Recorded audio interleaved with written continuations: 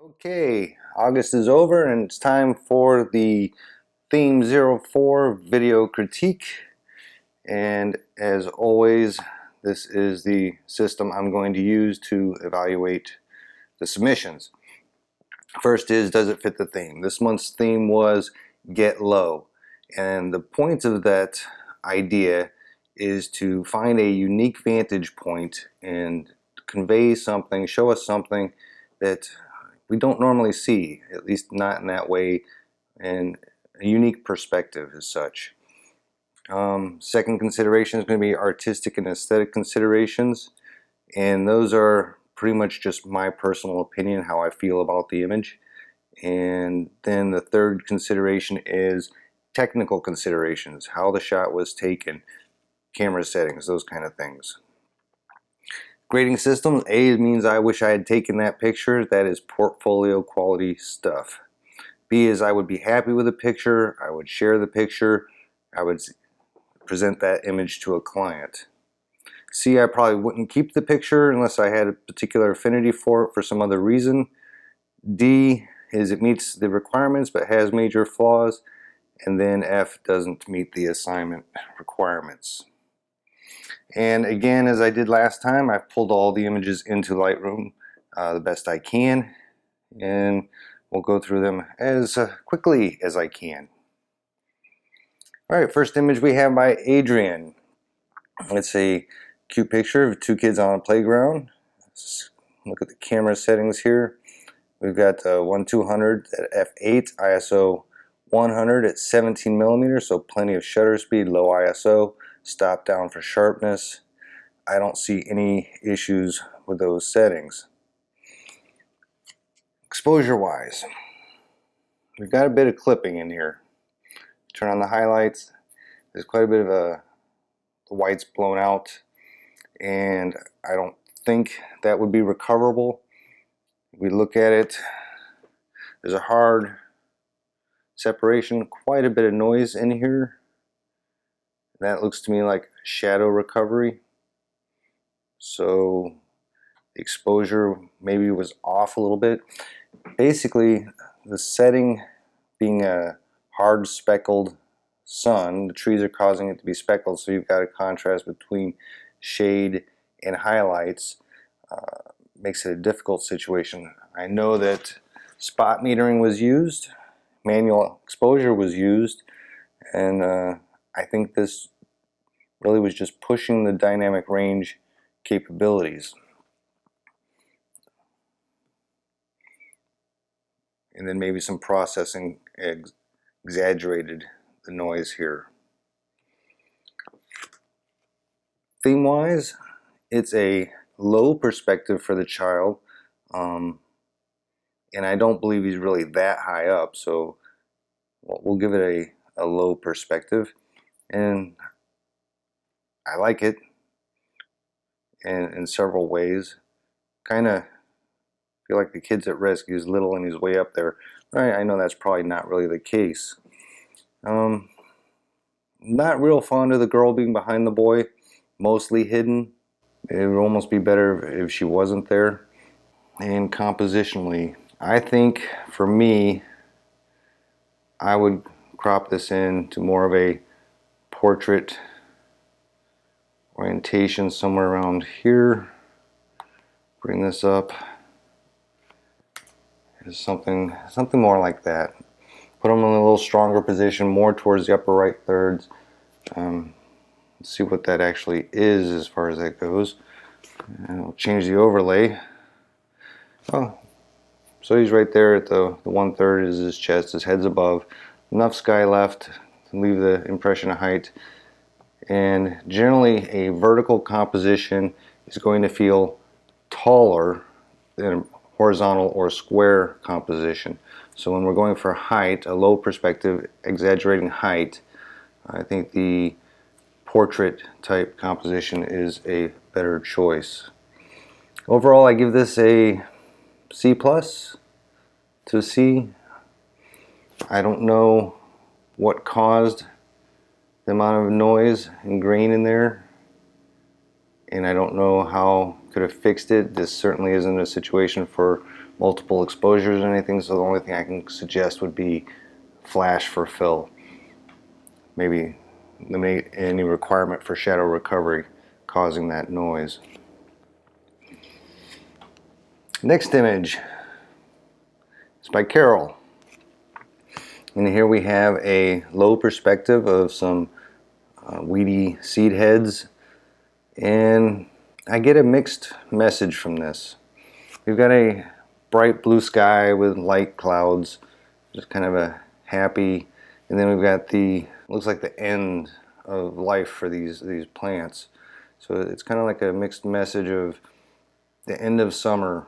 Compositionally, I'm not real fond of it being cut off on the right side over here. I don't know what I would do as far as that goes.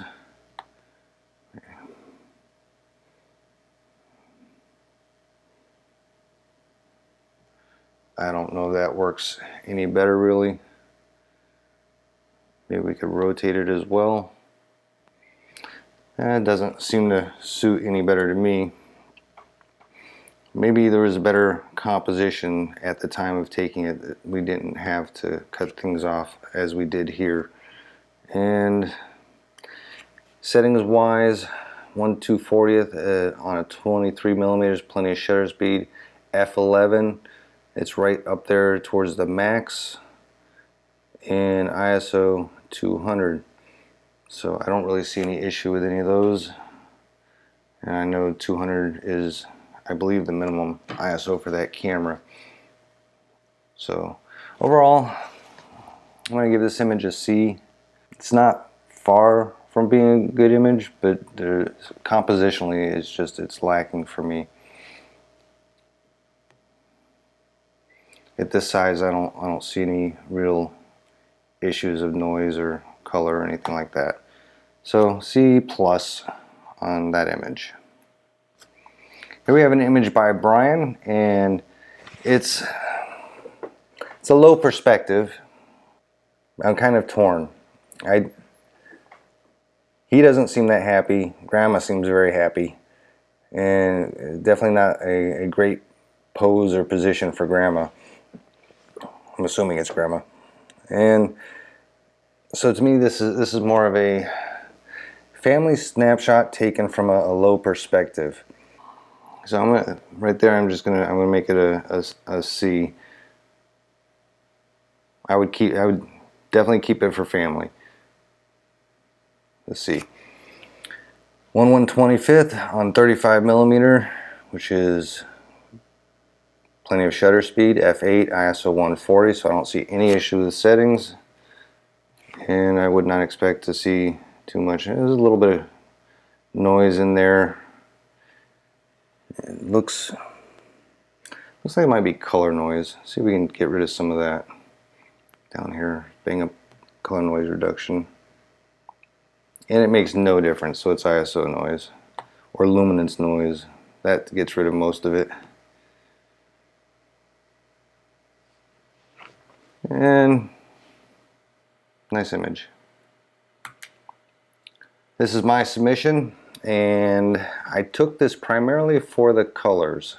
The bright yellow flowers complementing the blue. It's actually blue and orange, but blue and yellow are close enough to me to be complementary. And the third color of green goes well with the yellow.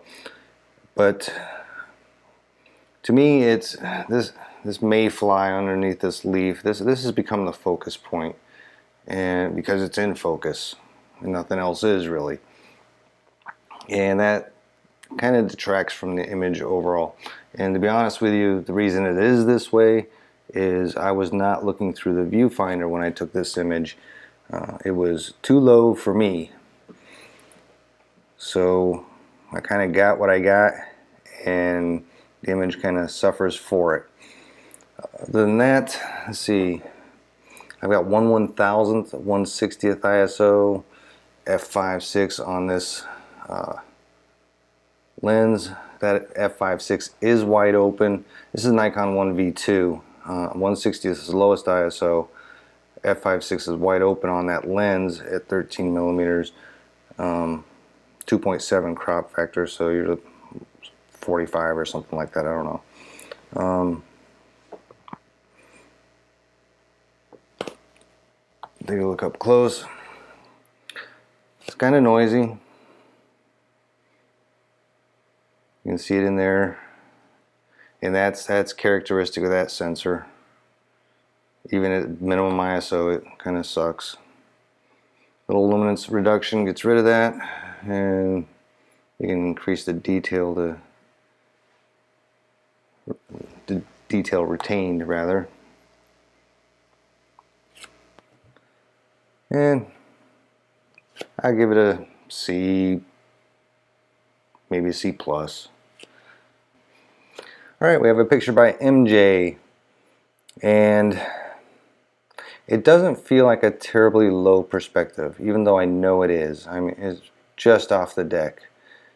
And that's probably because of how far away the subject is. It's 35 millimeter, 8 seconds at f8, ISO 100, so obviously a tripod was used. That's good. It looks like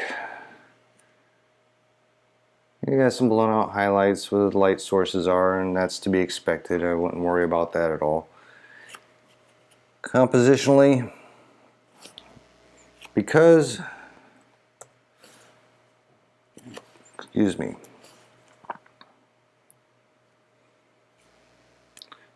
because these guys are looking this way, to me they're on the wrong side of the image. Alright, go away. They're on the wrong side of the image. The composition needs to be with them looking in.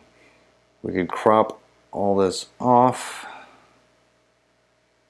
and get rid of most of that background there. Is kind of distracting, and that works a little better, but not great, because we've lost most of the setting. So I would rather have seen the position, the camera position over here, and what that would have done would have been the two floats would be looking into the camera. We would have our setting as more of a backdrop to this, and all these lines here would have become diagonal lines leading into our subjects as such. And I think overall that would have worked better. Exposure wise, I don't really have a problem with anything that I'm seeing. I kind of like the reflection. I kind of like the feeling of these two toys waiting for people to come. Day, happiness, people to come and play with them. Dolphin kind of looks a little sad even. So I see potential here. But as it is, I would give it a C+.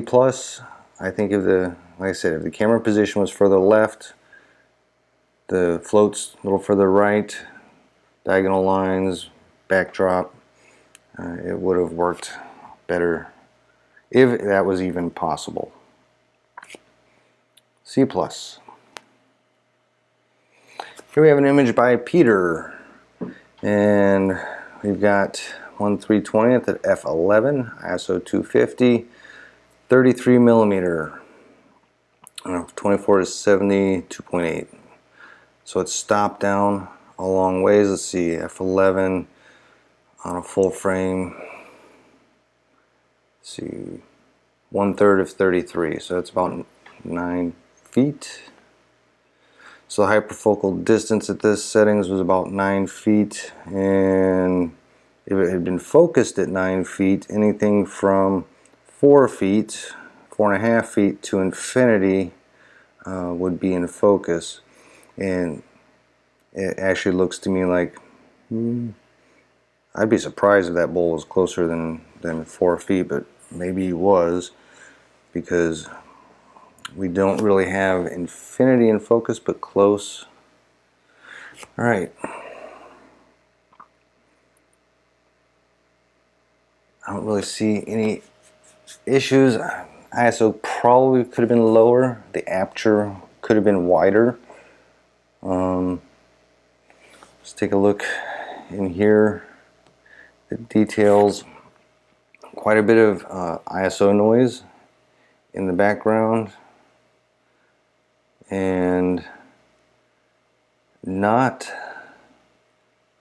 that much detail as I would expect from that lens at that distance. I would expect more detail to have been captured.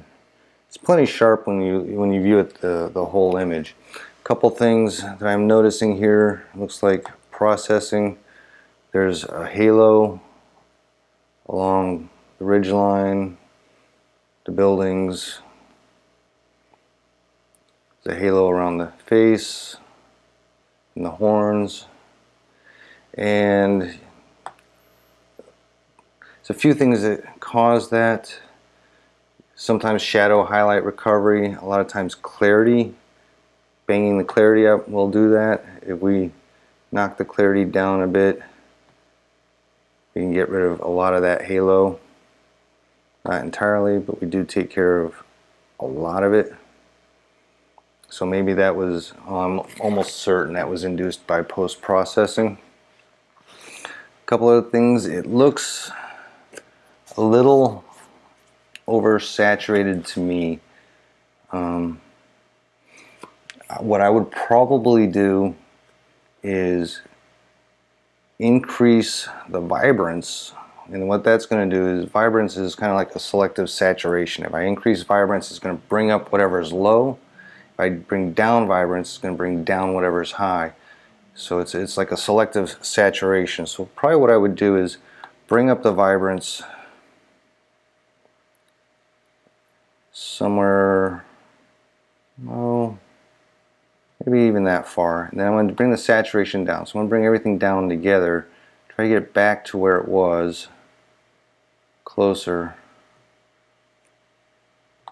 Bring this up a little more.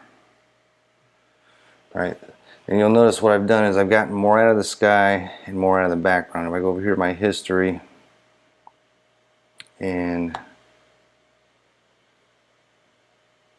back up to here, you see I've darkened up the background, increased the tonality. I've darkened up my sky, lost a little bit of orange out of the bowl, and if I really wanted that separately, we could go down in here and we could bring up the saturation on orange.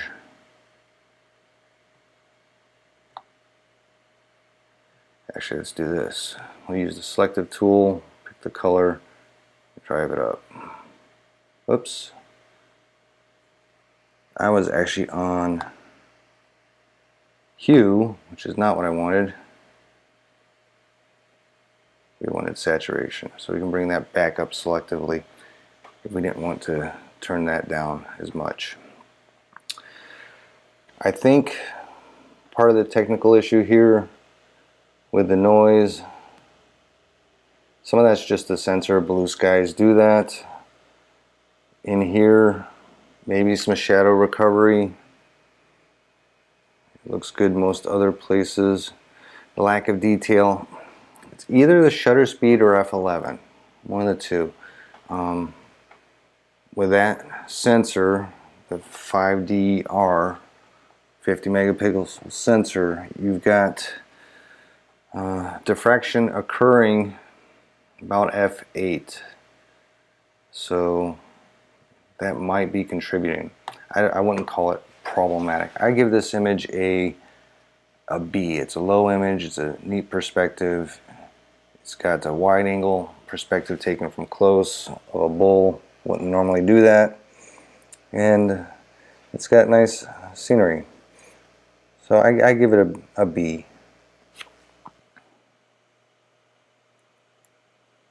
Next image by Adrian. Alright, we've got a skateboarder doing a heel flip or something, I forget what it was called, jumping over the cement bridge. We've got 1/400th for 17 millimeters, plenty of shutter speed. For the focal length, we've got f4.5 on a 2.8 lens, so that should be sharp enough. and ISO 100, so that should not be a noisy ISO. So looking at this,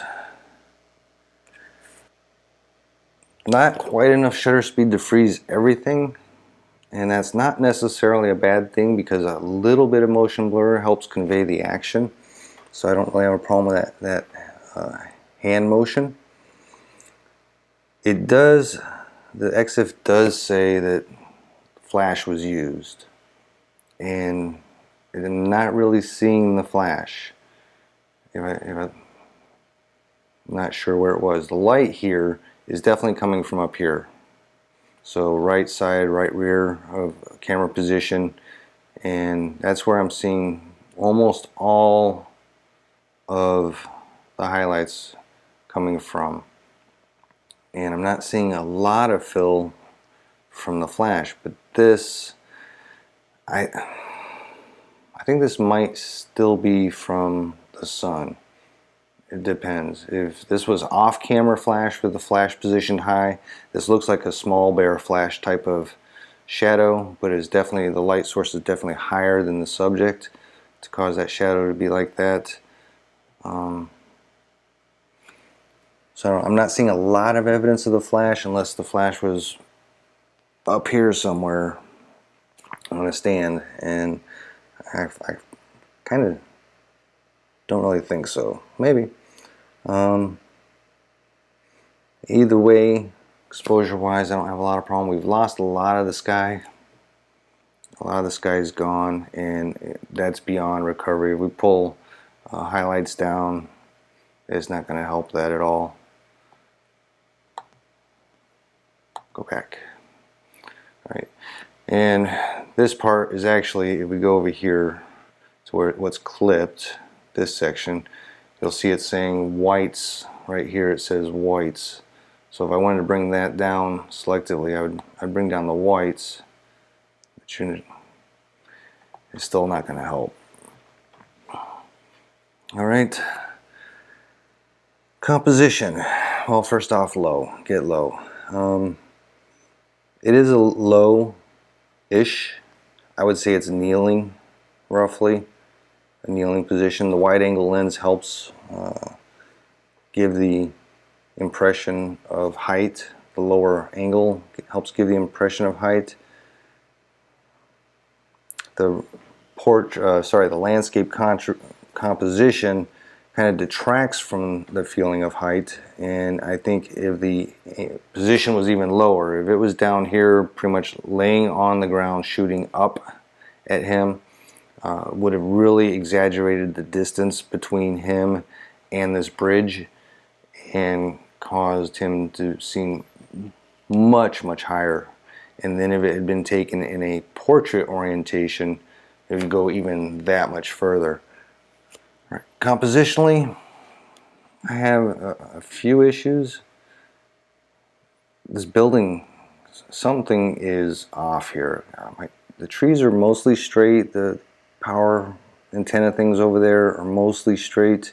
But this building's way out of whack. I find that hard to believe. See if we can turn on lens correction and see what that does. It looks like there's a little bit of pin cushion, but not enough. At least the automatic profile doesn't take it all out. We could do it manually if we wanted to. I think what I would do is not have included it. I would go with a portrait orientation. So I would go something more along the lines of this.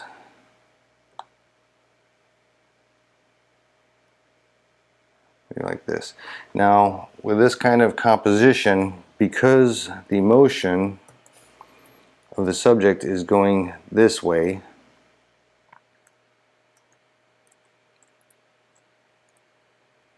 we've got all the motion going that way. Most would say we would want to position him on the right side of the image so that he's moving into the image. But personally, because I have these diagonal lines here, we've got the diagonal lines and we've got the viewing lines going that way, I would actually compose this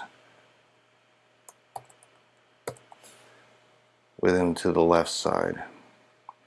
And by doing that, we can take off the dark side of that image in the foreground and exaggerate the height. And I might even bring this down a little bit to put him at the top of my image. And that looks like it's somewhere around a 5:7 composition, something like that.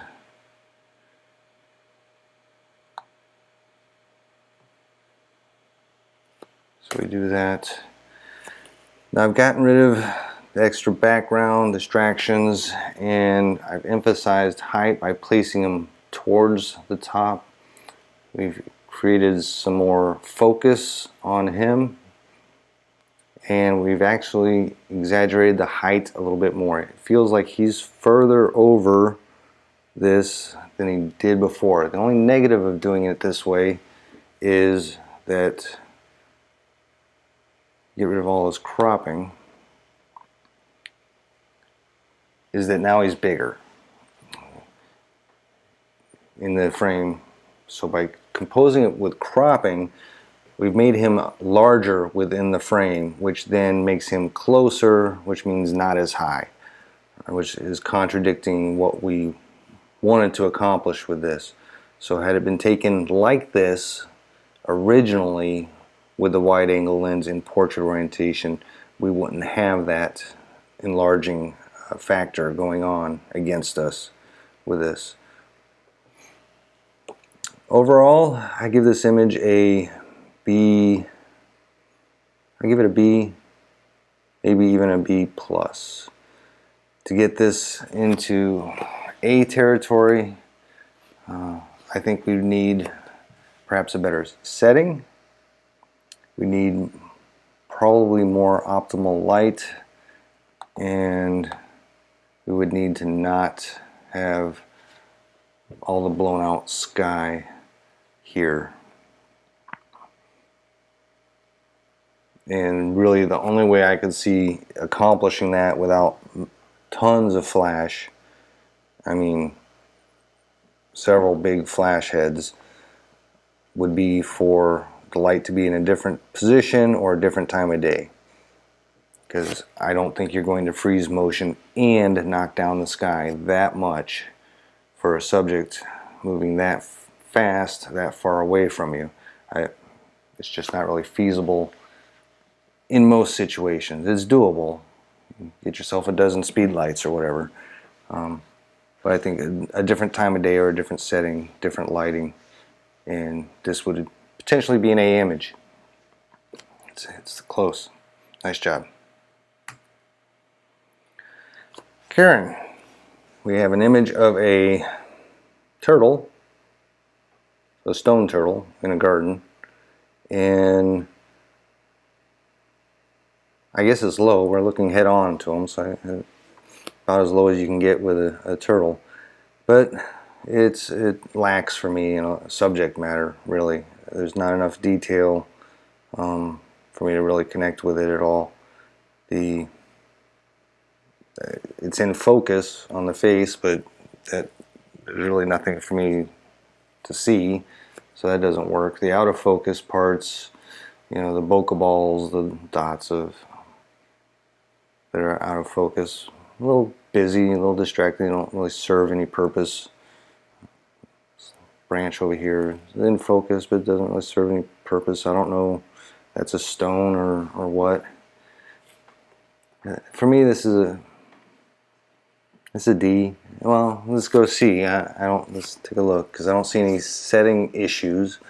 37mm at 4.5. That's probably wide open, because as you zoom in, the max aperture drops down. So it's probably wide open, but it's sharp enough. Could be sharper, I'm sure, but I don't think there's any point to it being any sharper. And ISO 100, so yeah, setting wise I don't see any major issues. if anything, maybe stop down for a little sharpness, but it really wouldn't have helped this image, or not having that much sharpness doesn't hurt it, in my opinion. And so we're at a C. Just doesn't work for me. Another image by Carol, and we've got the classic train tracks, and I like it. It seems a little monotone to me. It's pretty gray. You can see by the histogram it's just pretty flat across the top, pretty strong in the middle. It's not a black and white. You can see the red in the histogram here, and if I wanted to, we can take the pointer in here and we can see where we're at. But this is kind of like a sepia tone or something type of treatment. Alright, so settings wise, 1125 f16, 23mm ISO 200. F16 is a little far on this and really not necessary. It's an APS sensor, so that's, and if I recall correctly, it's not a super high megapixel camera, that Fuji. So I don't think 16 is necessarily diffraction. It's not diffraction limiting, so I would not expect an issue here. But not as sharp back there as it could be.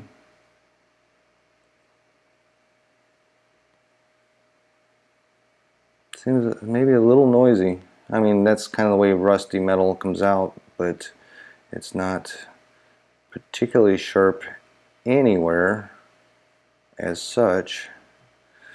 And why would that be? F16 is about, diffraction would be about the only thing, or lack of focus depth of field. Let's see, 23mm at f16 on an APS would be a hyperfocal distance of about 5 feet. So if it had focused at 5 feet, which is roughly here,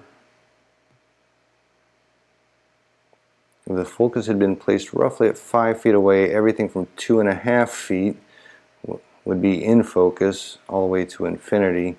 And I think this was probably within 2.5 feet, so that wouldn't have been any sharper necessarily. It looks to me like a tripod was probably used, because we're not quite as low as we could have gotten. Now in this case, too low might be bad, because it would cause our lines just to be on the side, and we wouldn't get the linear perspective of them converging in the distance. And we do want them to converge in the distance. That's what draws us into this image. So overall, I give this a C+. My problem with the image is I don't know what it is trying to say.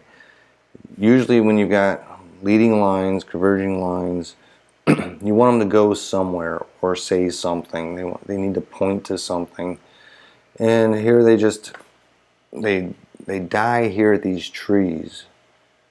Now I know they're curving and going out of frame, and if I wanted that to be the message of the railroad tracks going out of sight around the bend and the unknown around the corner or something, then I think in this case a higher perspective would have worked better, so we could see the tracks still as separate lines as they go around the bend. Obviously that's contrary to the assignment, but as far as the image goes, I think that might have worked better.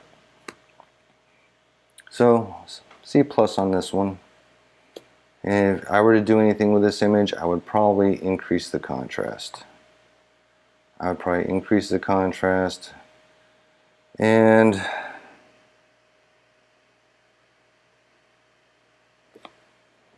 maybe bring down the blacks just to the edge.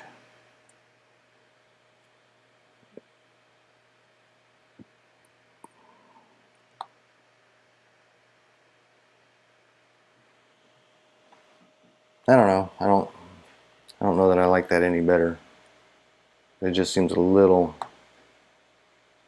flat to me. So I do think a little more contrast helps. And we do have I would somewhere in there, I think. All right. Next image. We've got an image by David, and we got a nice low perspective. This is on the ground with a wide angle lens.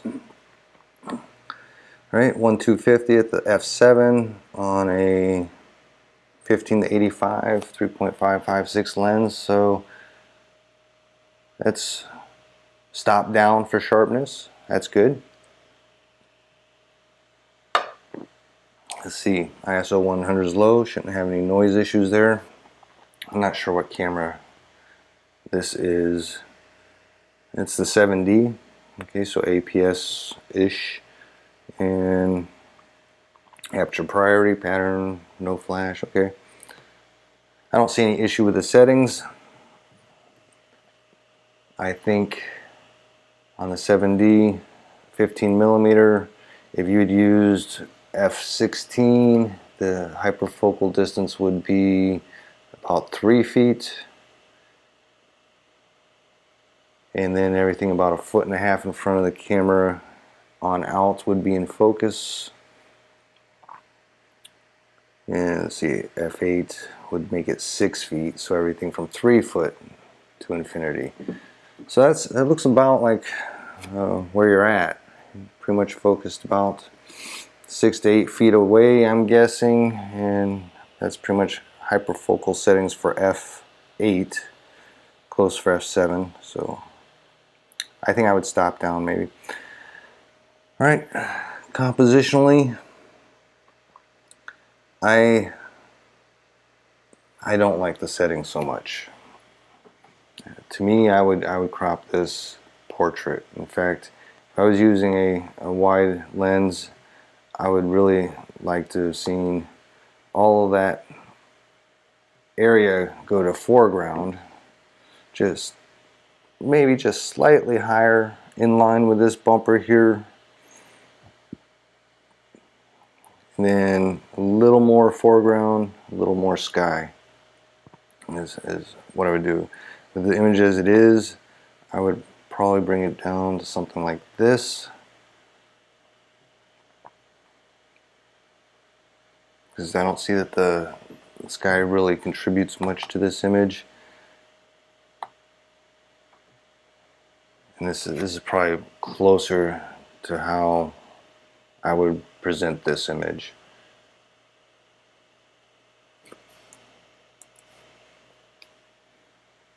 Where is that at? All right. As far as processing settings, there's not really any major clippings, some specular highlights off of a vehicle, kind of expect that. Not a big deal. You couldn't recover them anyways. At this size, I don't see any major issues as far as noise or anything like that. I'm curious. I'm guessing you just didn't put up a very large file on the Flickr. Alright, so overall I give this image a B plus, maybe a B plus. I would want, like I said, I've composed this in portrait orientation with more foreground, less sky in camera. And I would use more depth of field, f16 for closer hyperfocal settings to get more of that foreground in focus to lead me into the car. Make me feel like I'm about to get run over by the thing. And you know, other than changing the time of day setting and everything else which is out of your control, I think that's about as good as could have been done. And being that that's the situation as well, you know, the choice to include this environment, you're not going to get rid of it necessarily. unless you have a lot of time. Only thing you could do to get rid of, you probably couldn't get rid of them no matter what you did. All right, so like I said, B plus for me. Marcy. All right, we have a flower, yellow cone flower, it looks like, some sort. Brown-eyed Susan. C, 1/13 of a second, f4, ISO 575 millimeters. So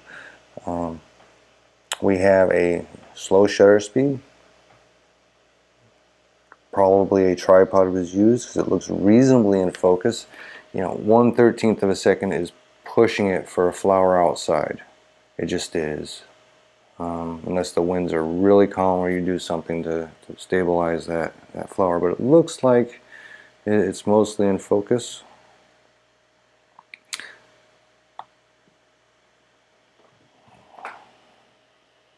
What camera is this?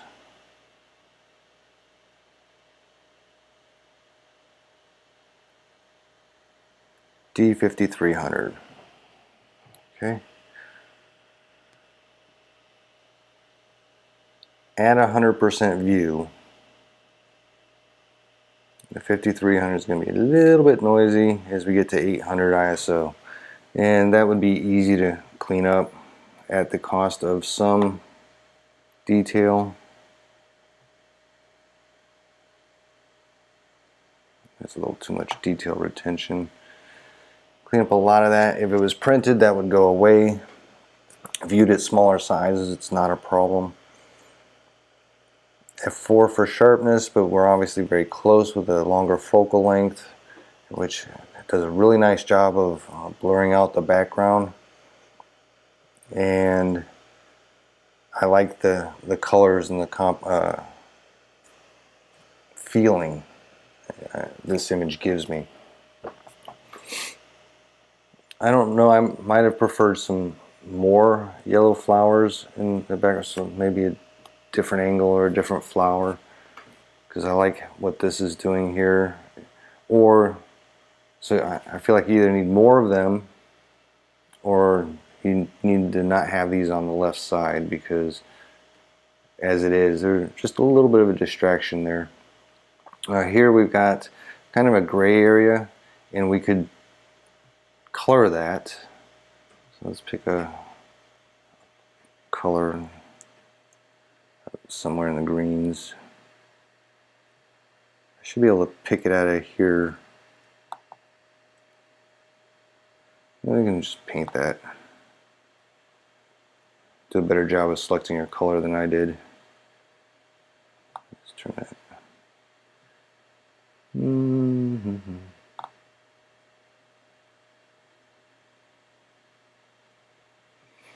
So we could color that in to make it a little more uniform. And get low. It's a flower, so obviously you were low-ish, lower, probably, but it's still an overhead view. It's mostly an overhead view, which doesn't make it feel like it's low, and it doesn't seem as if it's a unique perspective as such. So C plus on this image.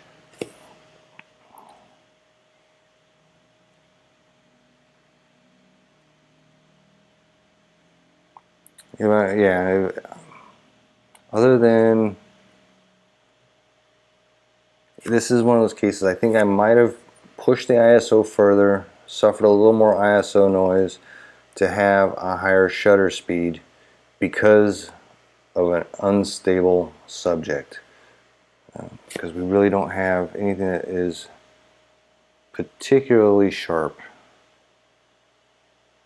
and I would expect it to be. So I think maybe the shutter speed was just a little too low. Alright, another image by Marcy. Let's get low, and it's definitely a low angle, low perspective. fall harvest on the table kind of thing. For me, the background's just too busy and distracting here. Highlights a little bit hard. So I'm guessing that's natural window light. It's definitely not on camera flash, that's for sure. Let's see, 1/6 of a second at f6.3. So again, low shutter speed. This case we can take as low a shutter speed as we want. This thing's not moving anywhere unless this table's outside in the wind. Or it's not a table, but it looks like it to me. So in this case, we could have gone with a lower ISO, a longer shutter speed without a penalty, and that would have been the better choice. Assuming this is indoors, and I'm pretty sure. Right? So we could have minimized the grain issues and shoot, maybe even stop down a little further for more depth of field or focus, because you're not going to blur this out to be not distracting. So when you've got these areas of contrast like here and you try to throw them out of focus, you have to throw them hugely out of focus in order for them not to be distracting. Because if they're just smaller areas like this stripe, when you put it out of focus, it actually becomes larger. It's less sharp, but it's larger, which makes it even a little more distracting than it would be if it was in focus, if that makes any sense. So in this case, because we really don't have any depth of field at the subject, I think stopping down, lower ISO, long shutter speed would have been a better choice here. For me, this is a C. I like the idea behind it, C+. Settings wise and everything could be better. Depth of field and sharpness could be better. The background, I know it's the harvest, but I think it's just too cluttered and unorganized. So I think a different arrangement would work better. Idea wise, perspective wise, everything else, I like it. So C+.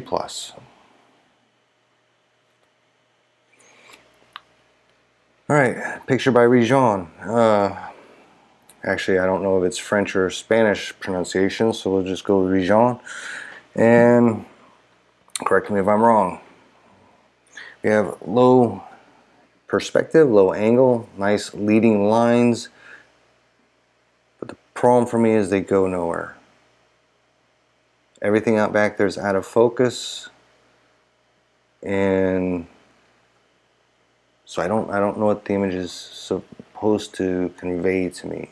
I have leading lines going to a blown out sky. Now, maybe if this is a road, or a road that I was in the center of, and it faded off into the distance in the blown out sky without these distractions, these areas of contrast here, it would be more of the going off into the unknown horizon. But as it is, it doesn't quite work for me as such. So obviously a train station inside, there's enough of it here that I know what it is, but it kind of just serves as distractions to me. So for me, this image is a C, and I don't really know what you could do with this image to have made it better. Maybe had we used the train, the tracks in this line from more of an angle from the side, so we took the train, let's do this, took the train, the tracks in our lines, all from more of a, get rid of that, so we take all those aspects, all from more of, only way I can do this in here is with a rotation, which is going to stink. But if we'd taken this from more of an angle and used all those lines to lead us diagonally into the image, so it fell, you know, my point of perspective ended up over here off the right side, maybe that would work better, because then I have the train and the travel and all that as my subject, and maybe we could have done something to retain a little bit more of this with the exposure, or combining exposures.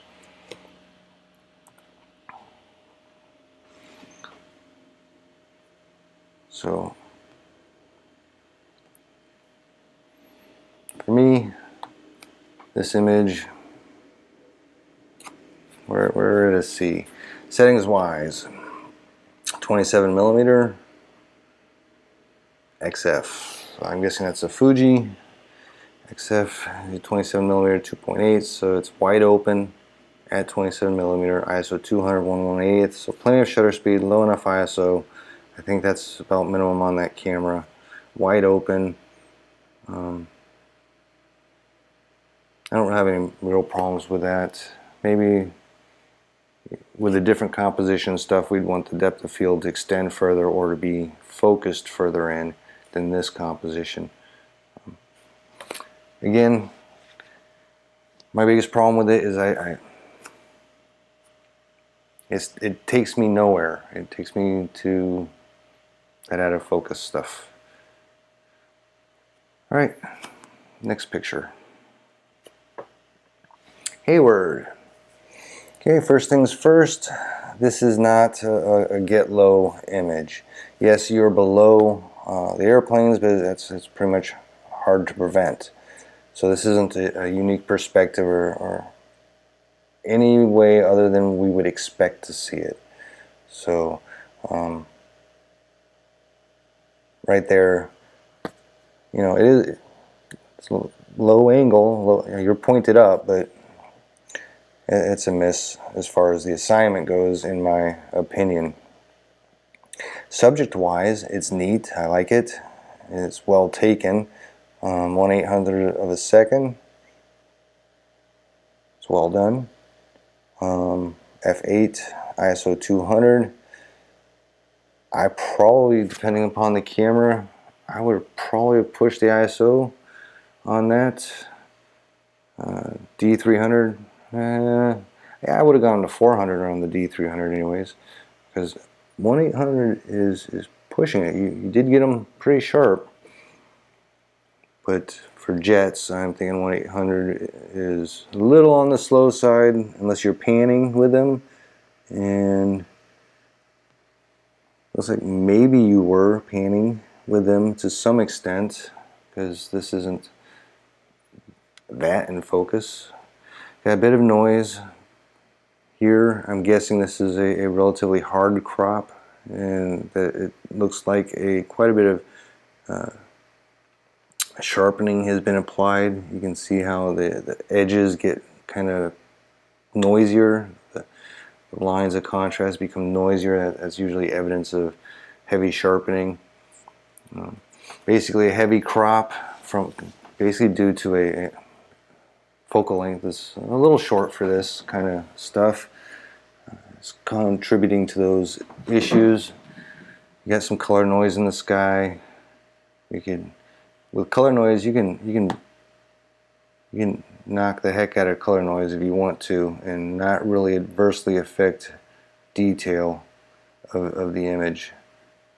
Now we're left with ISO noise. You can see that it's just, those are gray. We take some of that out as well if we wanted to. And it doesn't really hurt anything here. We compare what it looked like before that. Go back.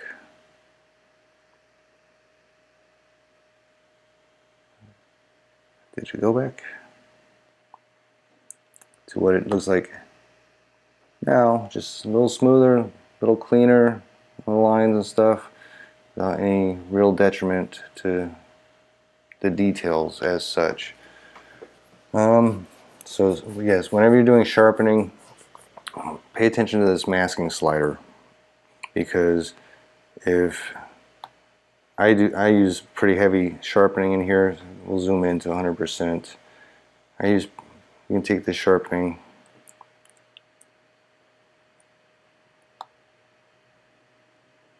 and just zoom in, and you can see how it makes the edges grainy.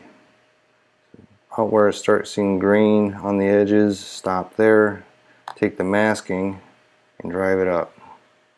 So I'm getting all my large areas, and I'm almost always at 100% for Lightroom with the masking. And that holds my sharpening just at the edges to highlight details. All right. And I just consider that basic capture sharpening. Beyond that, if I wanted to do more sharpening than that without heavy masking and stuff, I would be into Photoshop or something like that. All right.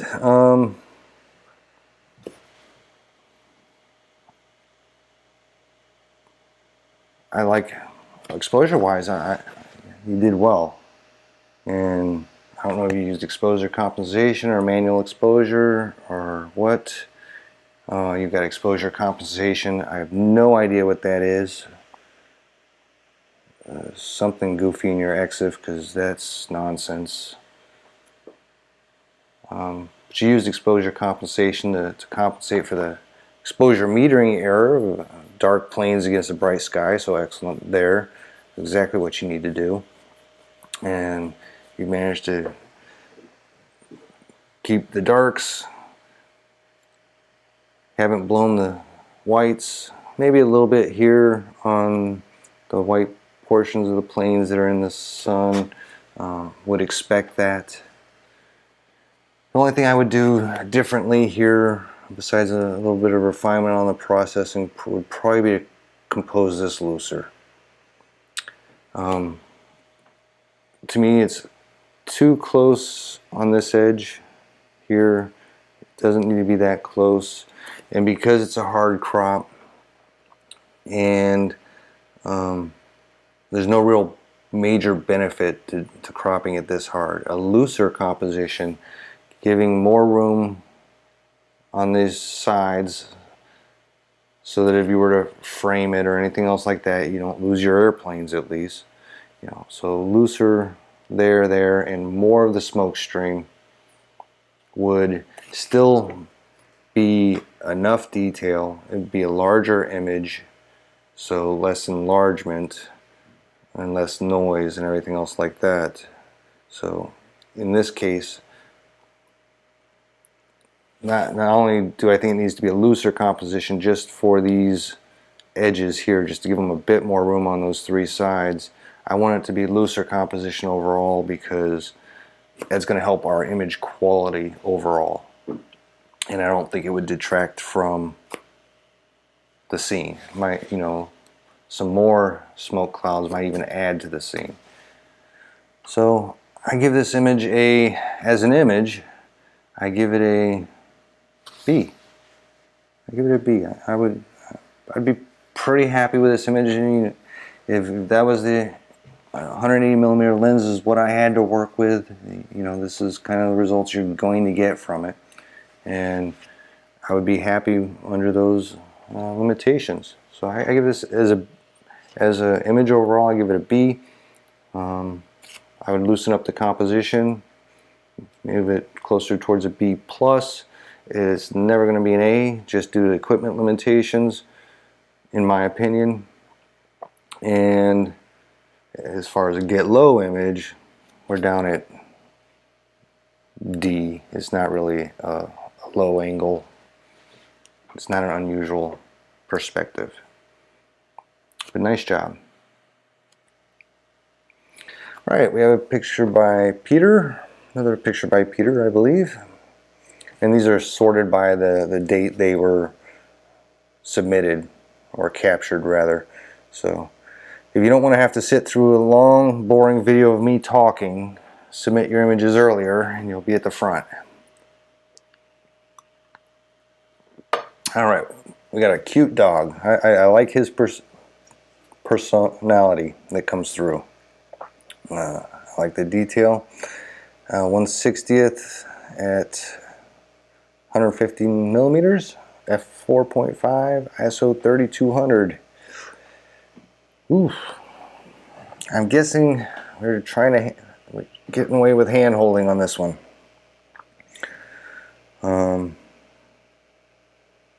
1/60th is too slow for the focal length, and even with VR, if you have to do it, you have to do it, and if you have to rely on VR, go ahead and rely on VR. But you got a subject who's likely to move, unless your dog is really well behaved, and so 1/60th is slow for that, and slow for 115 millimeter.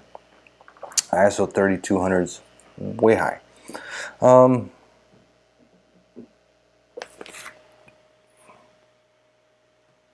But if you have to, you have to. You can see we got quite a bit of ISO noise in here, and that's due to the 3200. Now, this camera's files are huge. All right, so if this were printed at any reasonable size or viewed as we're seeing it here, the noise goes away. It's not a factor. But if you're using that 50 megapixels in order to print large, then the ISO becomes a problem. And we don't really want to get rid of it any more than we have to. We can knock some of that down. I don't think it's really going to hurt. Let me do something here. I should have been doing this from the beginning. Here's that one. I'm going to make a virtual copy to mess with. Alright. So we go ahead and take the luminance noise out. We haven't really lost the detail here, right? But if you look, here's it is before, you know, all this noise in the eye and the hair and everything else like that. And then after I did luminance, hair still plenty of detail there, got rid of most of that noise. And that's just around the 25%. I end up there all the time on most of my cameras, to be honest with you. All right,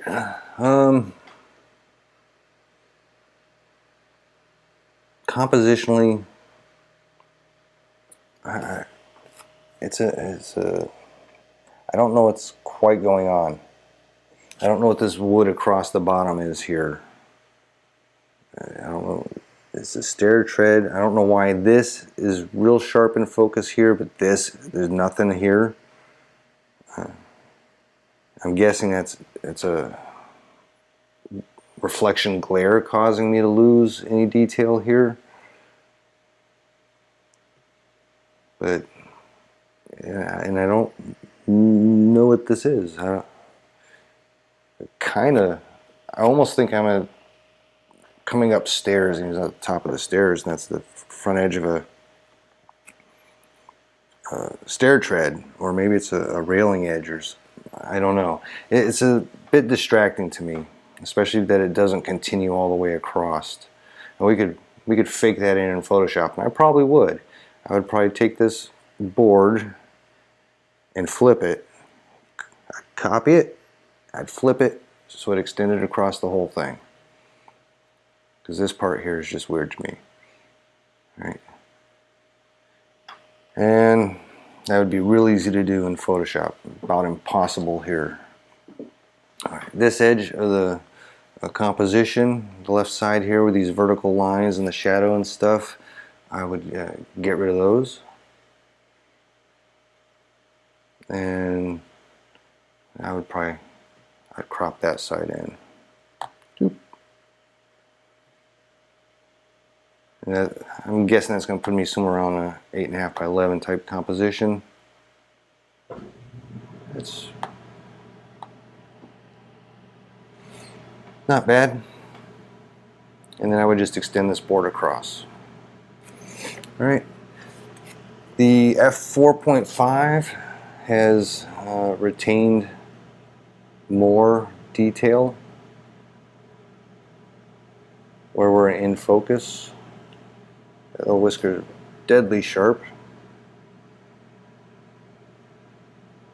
maybe stop it down a little bit more, 5, 6, or even 8. Around 8 would be, I think, about the ideal maximum for your, just to bring some more in there. Because when we look at this full size, it's just starting to lose back there, and kind of goes to autofocus. I don't know if you used autofocus.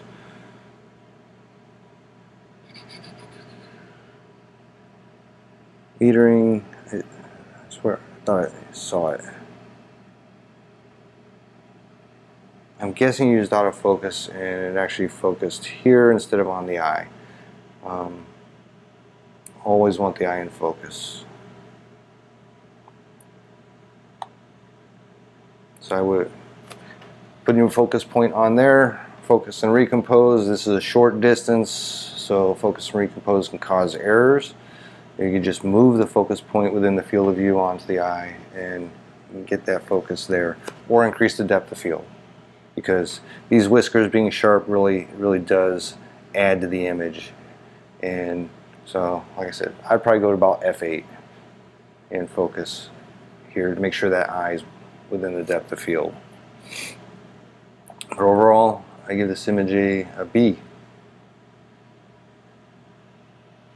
B minus. Some work with the composition and that board and stuff, then would be a solid B.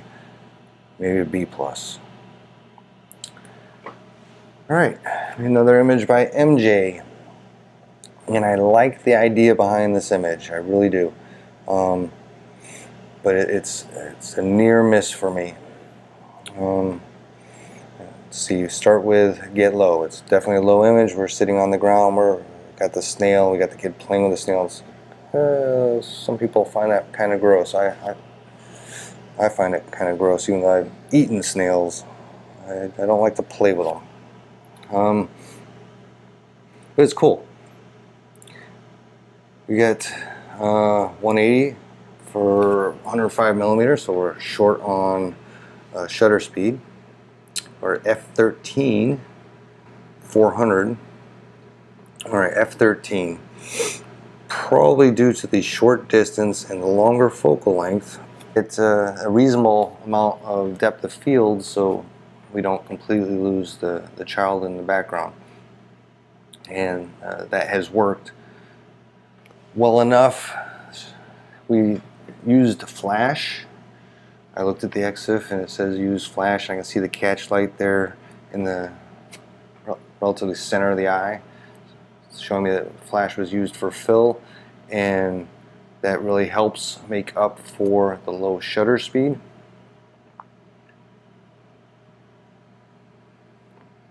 But I'm thinking a D3200, yeah, I would up the ISO probably to 800 to get a more reasonable shutter speed, still within the flash sync speed of 1/200, 1/250th, or whatever it is. Because you don't want to increase the amount of flash. By increasing the ISO, you're going to reduce the amount of flash required for fill. You're going to get a higher shutter speed and for the focal length, and actually it would just probably work better. Let's take a look at noise and stuff, and it's really not bad at all at 400, and I would not expect it to be significantly worse at 800. And again, we can always take care of some color with some noise with color and luminance adjustments real easy. That for those areas, if it were to even be a problem, depending upon the printed viewed / viewed size.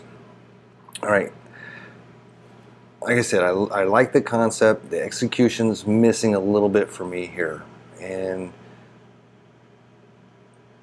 what I think I would do with this would have been to use a wider focal length lens. And I mean, I think you were going for maximum sharpness of this snail.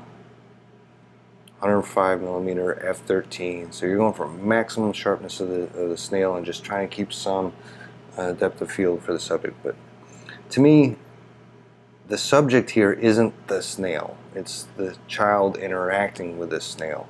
So maximum sharpness on the snail isn't as important as the child and the snail. I want more of the child in the field of view.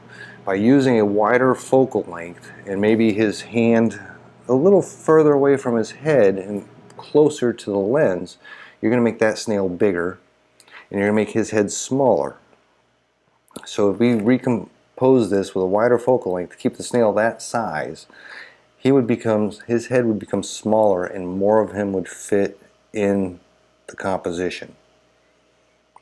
Alright, and I think I would also have moved it so the snail was in this location over here, the lower left 1/3. His head remains about that location where it's at. More of his entire face in the image, so the subject of this being the child interacting with the snail rather than the snail as a subject.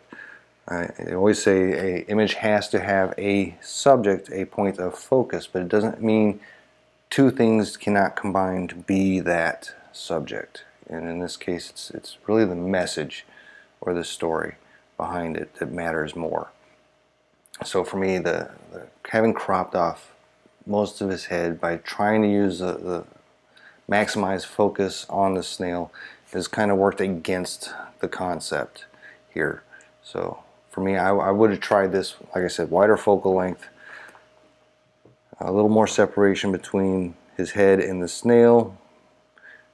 Snail left, lower left corner, more of his head would have fit, and I think it would have been a stronger image. As it is, it's a B minus. I see B plus to A potential in the concept.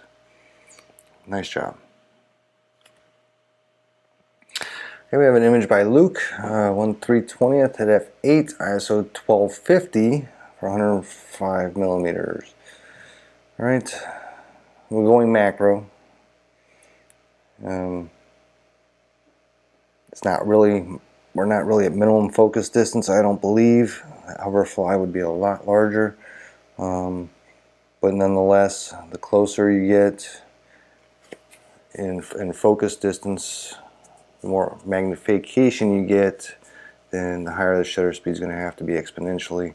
So 1/320th is a good choice. Still might even be on the slow side for hand holding macro. ISO 1250 is kind of a necessary evil doing that, and f8 to get reasonable depth of field with a macro. I'm guessing this is about 1 to 2 or so, not quite at minimum focus distance. And the only thing I could suggest to help you out here, it would be flash. Use flash to as your shutter speed.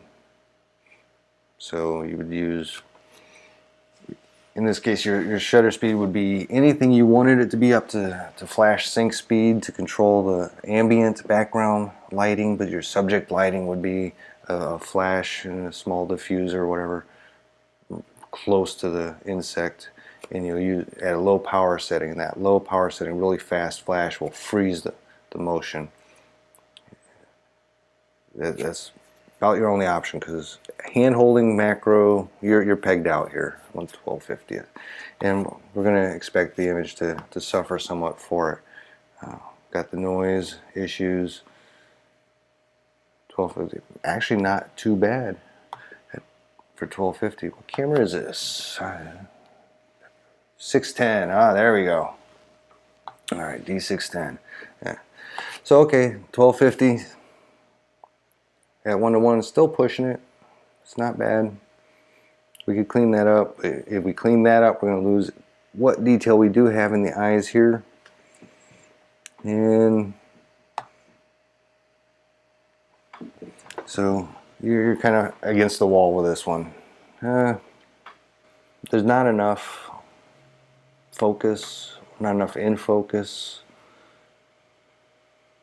So it's a miss for me as far as overall, and I don't think I could come up with a composition that's going to work that much better.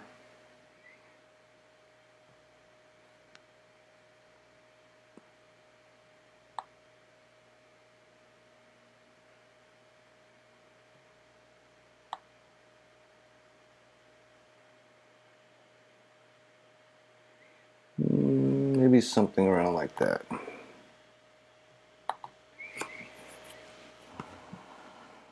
That's probably what I would do with this image. It's still, like I said, it's a near miss. It's not quite a macro. It's not quite enough detail. Settings aren't quite as good as they could be, so it's a near miss. I give this a C plus, something like that, and leave it at that. C plus.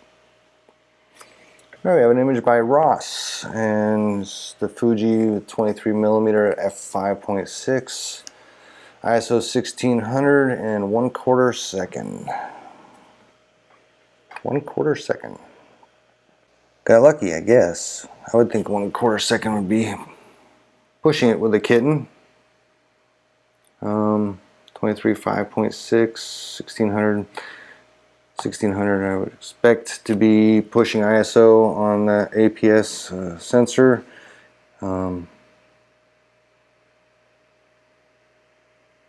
At this size, I can't really see ISO noise or anything like that.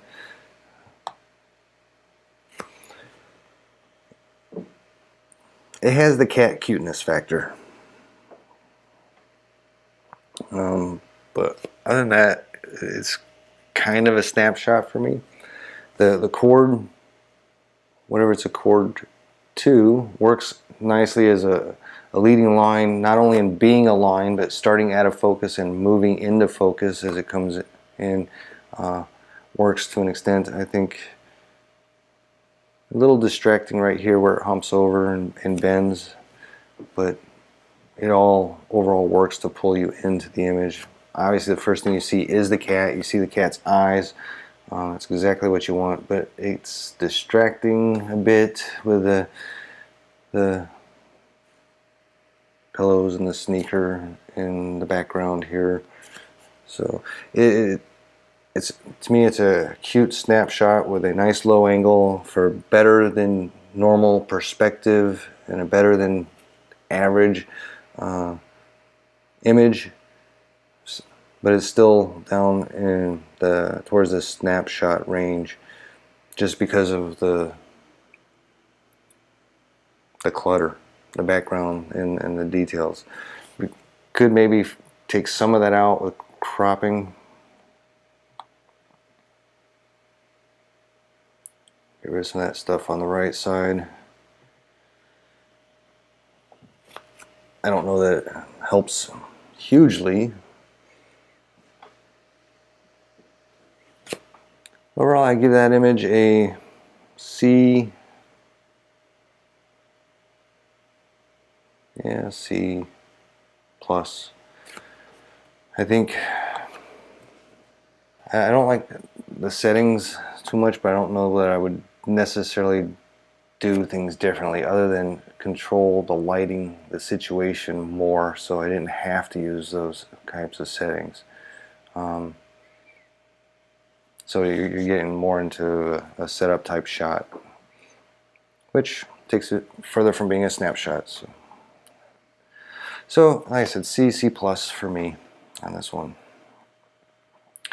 Another image by Ross, and 23 5.6, ISO 200 and 1/300th of a second. So obviously we have a lot more light here. The ISO is a lot lower. We got much better shutter speed, and that's all in our favor. For some reason it doesn't feel low to me. I mean, I know it's relatively low, kneeling or less, because I'm looking up underneath this Jeep, but I think because it's so far away, it has minimized the feeling of being low, and the lack of foreground is contributing to that lack of a low feeling in this image. So even though I know it's taken from a lower perspective, kneeling, possibly even less, it feels like I could pretty much be standing there. All right. It's an interesting mural. Like the vehicles detract from that, but it helps put it in context that it's a building that we're looking at. I would put it kind of as a street scenic kind of shot, something neat seen, captured. But I don't really connect with what the images are, what the pictures are. So, and I don't connect with that, and I don't connect with the cars. So, for me, I don't connect with the image, and it's really because I don't connect with the paintings that are on the building. And there's nothing you can do about that. Right? Settings wise, I don't have any issue with the settings this time. And composition, being that it's a street scene, you may not have wanted to cut the corners of the top edge off. I don't know if what's up there off that side that wouldn't be any better or any worse. So to me, C image, maybe a C plus. The only reason I would keep this is if I personally like the paintings, which I don't really, but if you do, that's a C plus to a B at that case. And if the image was taken as like a documentary of street art and murals and stuff like that, then obviously it's suitable. It would serve that purpose, and it would be, you know, B image in that respect. So next, I got an image by Ian, and called Self-Portrait. Definitely a low perspective. We're looking straight up from below at a tripod lens. Being a photographer. Okay, 1/320th, 11 millimeters, f8, ISO 100, 11 millimeters.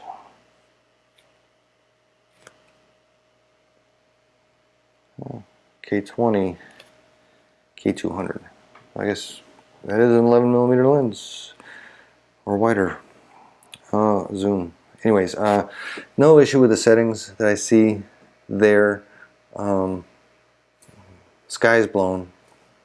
It's going to happen, and there's not really any detail here, and nothing you can do about that other than adding a lot of fill light from below here, and that may have been possible with just a big reflector, because you've got the sky overhead. So if you could have got it down to the ground and bounced back up at you to add some fill, that might have helped reduce the contrast where we had more retained. But as it is, you could combine multiple images with auto bracketing and a remote.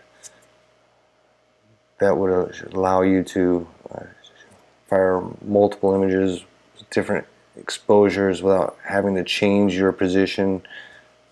Still risky. So what I would do with this,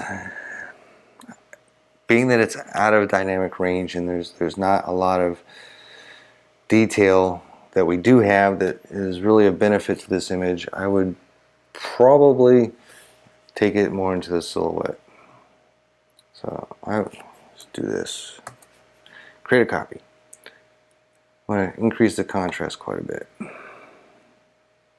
Quite a bit. I'll take the exposure down. I'm going to turn this pretty much into a solid silhouette. Now, if there was a little more in here we wanted to retain, I can see I got a plus 78 minus 1.75, so take that down. Well, it was like 28 or something, and it was 1.75. So I can erase those settings from, oops, Command Z, undo that, get rid of this color. All right, now we can bring that back into areas that we wanted. We wanted to do that a little more selectively. Kind of pull those highlights down. That looks better. So we could do something like that. Help it a little bit. This image would not work well for anybody who wasn't a photographer. They're not going to realize there's 3 tripod legs there, what that really is. They may not connect with even that's a camera lens and that's you looking through a viewfinder. Because it is so abstract, we've gone so silhouette-y and silhouette-y. But this doesn't really work that much better in that context. So this is about what I would do with it. And as far as an image goes, I would put it in the C range, C plus, C. There's a concept here.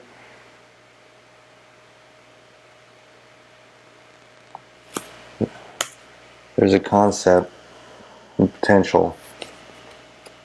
But for me, it's not enough connection, not enough information for most people to work with at all, and not enough to be a strong image, in my opinion.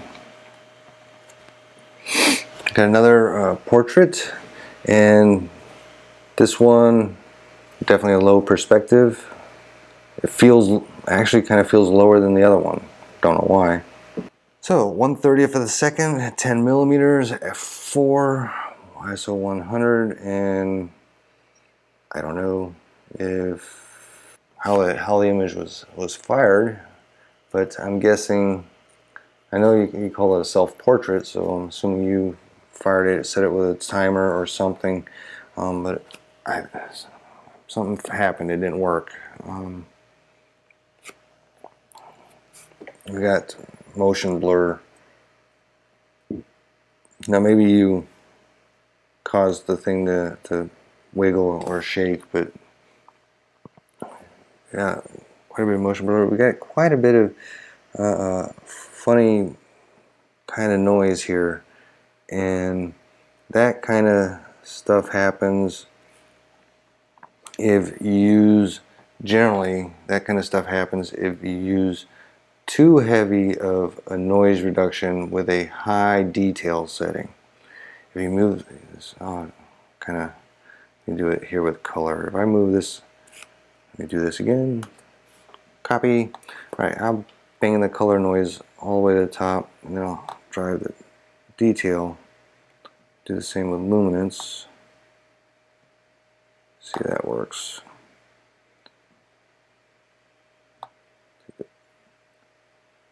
I'm not really getting the results you normally do, but generally if you do those kind of settings, if you use a higher noise reduction settings and then you try to offset it entirely with higher detail settings, it results in those types of noise things going on. Either that or it's JPEG artifacts. Okay, got a bit of chromatic aberration, this blue stuff going on here. That's a wide aperture lens, pointed high contrast, bright light behind the hard edges of the branches and stuff causes that. Stopping down makes it better.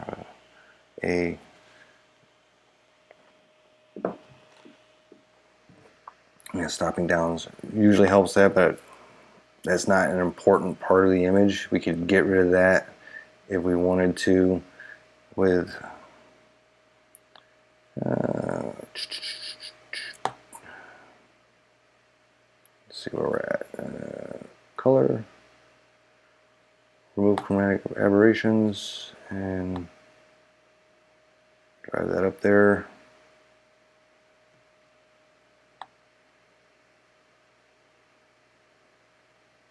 We can get rid of most of that pretty quickly. Some fine tuning to be able to get it better than what I just did there. But we can get rid of a lot of that right there in Lightroom under the lens color correction stuff. It's common enough that they built a fix for you right into the program. All right. Composition wise, well, first things, I would rather your other hand were focusing and we could see your face. So you could still have done the same concept, but by using the left hand to be focusing the lens while you look through the viewfinder, as opposed, so we can see your face, as opposed to the right hand actually taking the image, would have allowed us to see you completely for that context and connection without having hurt the idea. You'd still be doing a photography thing of focusing the lens, making sense of why you're down there looking through the viewfinder. And then this stuff here to me is distracting and unnecessary. We don't really need this low of a perspective to get the idea. So I would probably crop this in something like this. I still get some of the grass in the foreground in front of the lens and stuff. I still know it's low. I've gotten rid of the heavy distraction there. I got rid of most of it down here. I focused more on you and the idea, and I think that would work better as well. So overall, I give this image a C. And here we have an image by Paula. So we have 13200 at f2.2, ISO 100, 50mm 1.8. So a ton of shutter speed, low ISO, wide aperture, and so I don't really have an issue with any of that. The choice of the wide aperture to blur the background, I guess it works. I don't know if having more of the setting where this fountain is identifiable would have been better or not. Depends on how important the location is as opposed to the subject of the fountain. The first thing that strikes me with this image is it is a low perspective, about as low as we can get. We've got the edge of the fountain in the frame here, almost on plane, so it's about as low as you can get without losing the fountain. The image seems a bit flat to me, and we look in here, I wouldn't expect to see any issues with noise or anything like that. It all looks pretty good,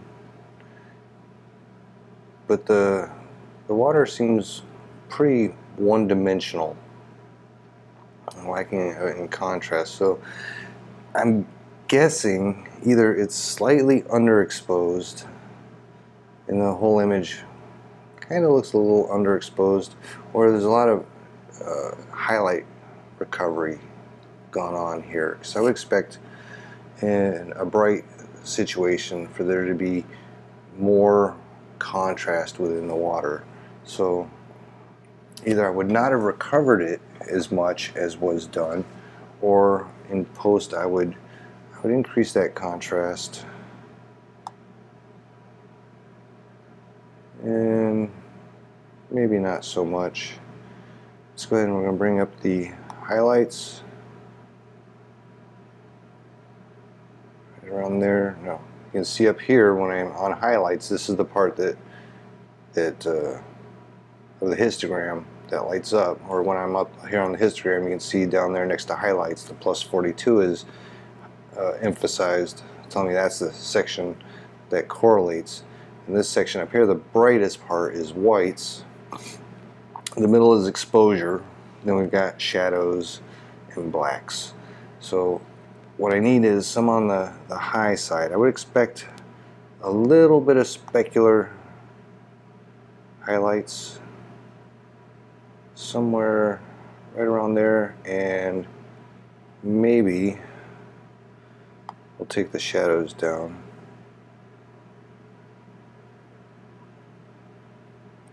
So got a little bit of black clipping out here in this window. Darn it. Gotta remember to do this with the virtual copy so we can see what we're doing. So let's go here. We're gonna bring up the whites. I'll bring up the highlights a little bit. Bring down the shadows. Maybe increase exposure. Just a little bit, and some on the contrast.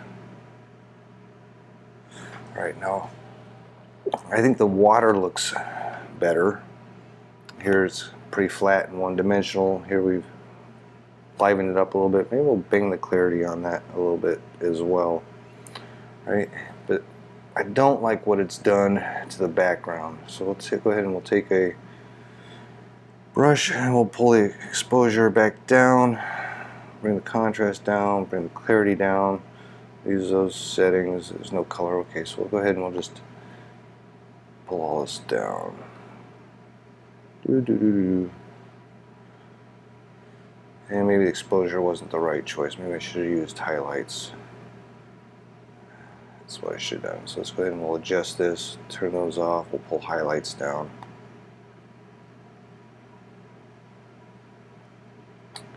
And let's see.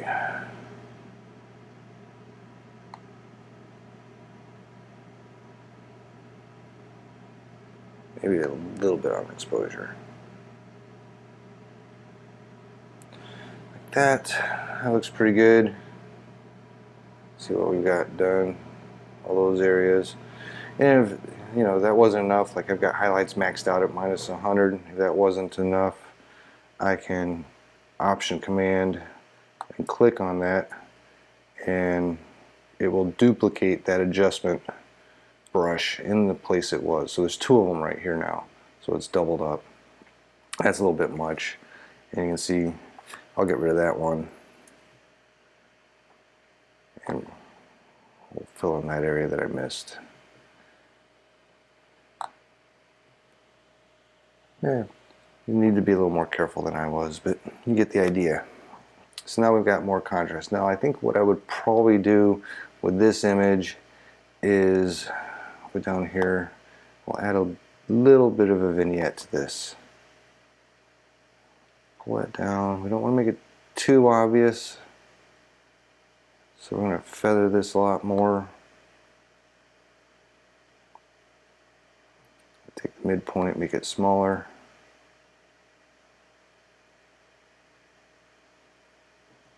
Alright, so something like that.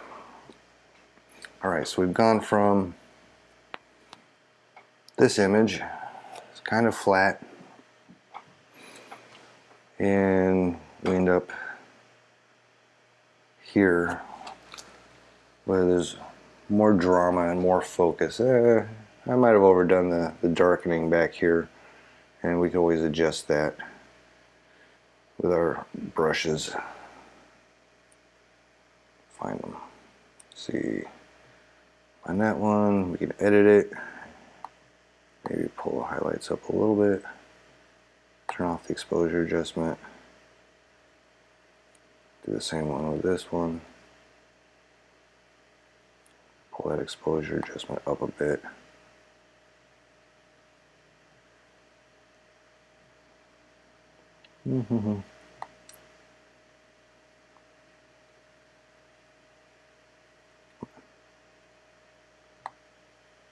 from there to there.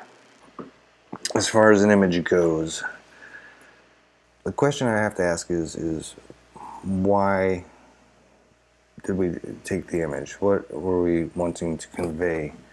It's not that impressive of a fountain, and it's not that attractive of a setting, so I'm left with what was a lack of connection, I guess. I think the faster shutter speed was the right choice for this fountain because it's such a small fountain. If you used a slow shutter speed for motion blur, this would lose any character and just become like a bubble. So I think the shutter speed was the right choice, but I would want a more impressive fountain and then perhaps a slower shutter speed to convey motion blur and drama to the scene that this little fountain just doesn't really offer. So in the end, I'm left with a bit of a lack of connection to the image overall. I think it was well taken, and I give it a C+, and that's it for this month. There's the last image, and again, I hope what I've had to say has been helpful, and until next time, and I'll see you then.